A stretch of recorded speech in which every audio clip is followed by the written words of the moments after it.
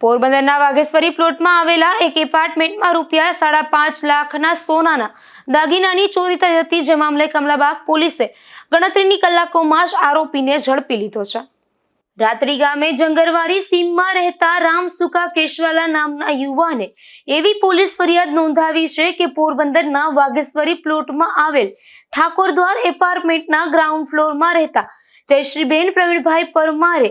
નાનપણથી રામ કેશવાલાને દીકરો માનેલ છે અને રામે જયશ્રીબેનને માતા માન્યા છે અને તેમની દેખરેખ રાખે છે।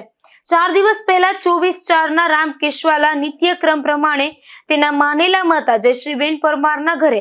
ખબર અંતર પૂછવા ગયા હતા, ત્યારે જયશ્રીબેને રામને કામવાળીને પગાર આપતા જણાવ્યું હતું અને રામે કામવાળીને પગાર પણ આપી દીધો હતો, પરંતુ બાદમાં ઘરમાં તપાસ કરતા રુદ્રાક્ષના પારાવાળી સોનાની મઢેલી માળા અને 3 તોલાનો સોનાનો ચેન તેમાં ન હતા, જેથી ચોરી થઈ હતી। ત્યારે આ મામલે પોલીસ ફરિયાદ નોંધાઈ કે જેમાં કમલાબાગ પોલીસ મથકના પીઆઈ કાનમિયા તેમજ હેડ કોન્સ્ટેબલ